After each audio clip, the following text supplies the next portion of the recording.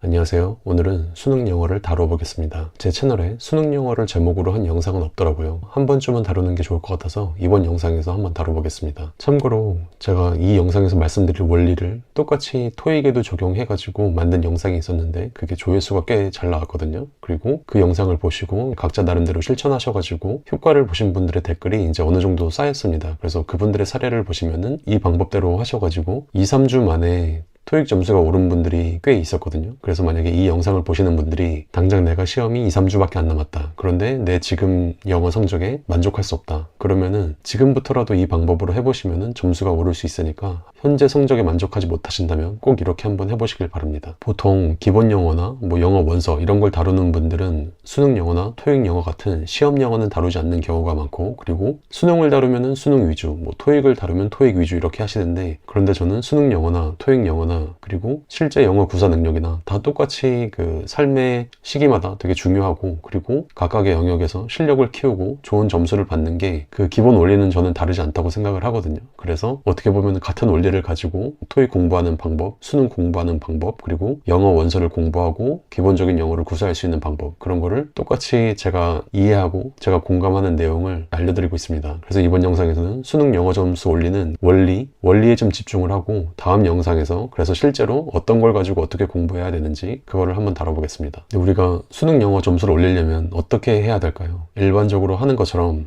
단어책으로 단어 공부 따로 하고, 문법책이나 구문책으로 문법 공부 따로 하고, 그리고 기본서로 공부하고, 그리고 나서 수능 기출 이렇게 공부하면은 그러면은 수능 영어 점수가 오를까요? 보통 이렇게 생각을 하시고 이렇게 시도를 많이 하십니다. 그래서 제가 이 영상에서는 그냥 수능이 이제 1년 정도 남았는데 아직도 내가 원하는 점수대에 가지 못한 분들을 대상으로 얘기를 할게요. 이 방법이 실제로 효과가 있을 수도 있습니다. 그런데 이 방법으로 효과가 있으려면은 이미 여러분은 원하는 점수에 가 계셨어야 돼요. 근데 지금 내 영어 점수에 만족을 못한다는 거는 이게 시도를 했는데 효과가 없었다는 거거든요. 이게 따로따로 했는데도 점수가 안 나왔거나, 아니면은 따로따로 하려고 했는데 그냥 잘 안 된 거죠. 단어 공부 따로 하려고 했는데 하다 보니까 지겨워서 잘 안 되고, 문법이나 구문 공부 따로 하려고 했는데 이것도 이해가 안 돼서 안 되고, 그리고 기본서랑 수능 기출 공부했는데도 점수가 안 오르거나, 아니면은 계속 하긴 하는데 실력이 느는 게 안 느껴지거나, 그래서 중도에 아예 포기해버리거나 이런 식이었을 겁니다. 그래서 제가 결론적으로 제안하는 거는 그냥 단어책 보지 마시라는 거예요. 그러니까 내가 단어책으로 보고 효과를 보고 있으면은 안 볼 이유가 없겠죠. 그런데 단어책으로 내가 효과를 보지도 못하고 있고 효과를 그동안 본 적도 없는데 단어를 무조건 따로 외워야 한다라고 생각을 하기 때문에 계속 거기서 효과도 못 보고 있는데 스트레스 받으면서 단어를 따로 외우고 문법책, 구문책을 따로 보는 분들이 계시거든요. 그래서 지금 수능이 1년밖에 안 남았는데 아직도 내가 원하는 점수가 아니다. 그러면은 단어책을 그냥 보지 마시고 문법책, 구문책 보지 마시고, 그리고 기본서랑 수능 기출문제집 있는데 이 둘 중에 주교재를 딱 한 권만 선정하시면 됩니다. 그게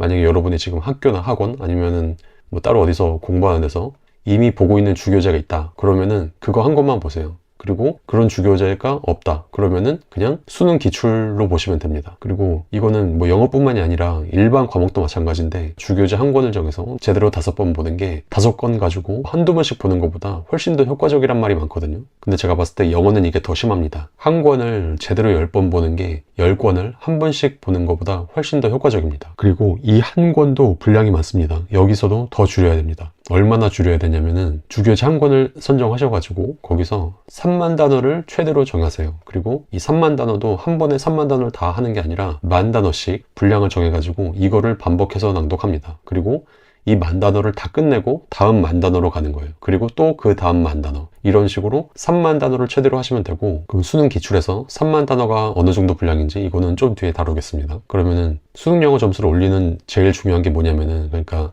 이 공부를 왜 할까요? 이렇게 하면은 바로 수능 점수가 오르는 게 아니라, 이렇게 공부해가지고 내가 영어를 이해하는 속도가 수능이 요구하는 이해 속도보다 더 빨라지면은 그때 점수가 오르는 거거든요. 그러니까 내가 예를 들어서 모르는 단어, 모르는 표현 없고 구문 다 이해됐을 때 그때 내 이해 속도가 수능이 요구하는 것보다 훨씬 더 빨라야 되고, 그 상태에서 조금 모르는 게 나왔을 때 좀 속도가 줄어가지고 어쨌든 내 전체적인 영어 이해 속도가 수능이 요구하는 것보다 높아져야 됩니다. 더 빨라져야 됩니다. 이거를 통해서 그게 되면은 이게 효과를 보는 거고, 이렇게 시도해도 이게 안 되면은 결국 점수는 안 올라요.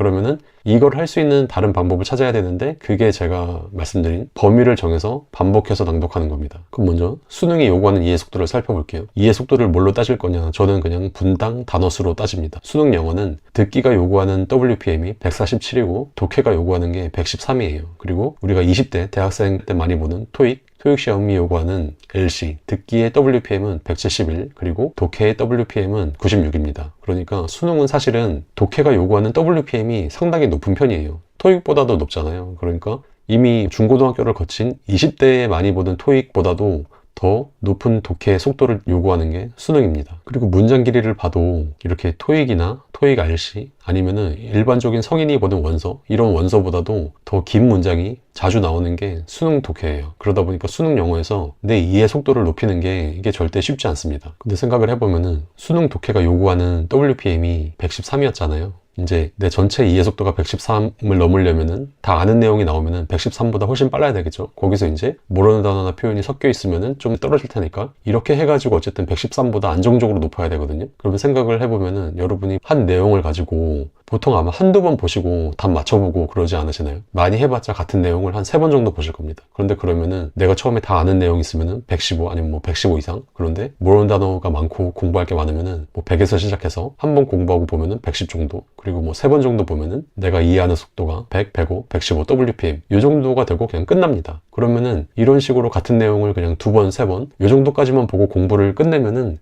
이 WPM 120대 아니면 뭐 120, 130 이때에 어떤 속도로 이게 내가 이해를 해야 되는지 한 번도 체감을 못 하는 거예요. 이 빠른 속도를 내가 한 번도 체감하지 못하고 아니면은 체감하더라도 되게 잠깐 짧은 시간 체감하고 그러고 이제 시험을 보러 가는 거죠. 그러다 보니까 공부의 초점 자체가 나한테 필요한 그 이해 속도에 맞추지 못하고 그냥 뭔가 실전의 템포, 실전의 속도감과는 좀 거리가 있는 거를 되게 한가하게 그냥 공부하고 있는 게 되는 거죠. 그럼 어떻게 해야 되냐면은 만약에 이렇게 일반적으로 하는 것처럼 2-3번 공부를 했어요. 모르는 단어나 표현 없게. 그리고 나서 거기서 공부를 끝내는 게 아니라 최소한 5번 그리고 10번 정도를 반복해서 낭독을 해주는 거예요. 그러면은 이제 모르는 단어나 표현이 없으니까 그리고 같은 내용을 계속해서 반복하니까 당연히 내가 그 내용을 이해하는 속도가 빨라지겠죠. 그럼 점차 이제 내가 그걸 이해하는 속도가 빨라져 가지고 이렇게 120대 아니면은 실제로는 더 빨리 늘어나서 뭐 130대 그 정도의 속도감을 경험할 수 있겠죠. 그리고 이게 한두 번 경험하는 게 아니라 계속 이런 식으로 하다 보면은 이 정도 속도에, 그러니까 수능이 요구하는 것보다 훨씬 더 빠른 속도로 내가 그 영어 컨텐츠를 이해하는 경험을 실제로 하고 그리고 그거를 장시간 하다 보면은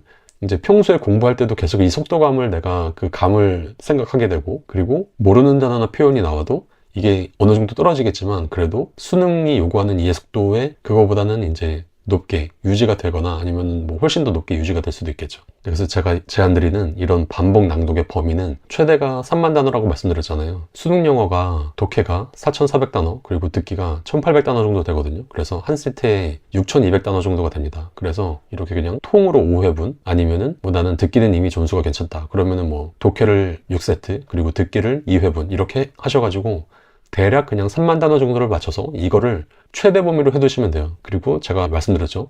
10,000단어씩 반복. 그러면은 예를 들어서 독해 2세트 그리고 듣기 1세트 이걸 이제 세트로 해가지고 10,000단어 정도가 나오니까 이걸 가지고 이렇게 처음에 모르는 단어나 표현 없게 3번에서 5번 정도 훑어서 공부를 해주시고 그 다음에 거기서 추가로 5번에서 10번의 반복 낭독 이렇게 해주시면은 제가 앞에서도 말씀드렸지만 이 원리로 공부하시면은 성적이 오르는 분들은 2-3주 만에 성적이 오르거든요. 그래서 꼭 한번 이렇게 해 주셨으면 좋겠고 근데 이거를 왜 낭독해야 되는지 그리고 구체적으로 수능 기출문제집을 가지고 어떻게 공부해야 되는지는 제가 다음 영상에서 이어서 말씀드리겠습니다. 감사합니다.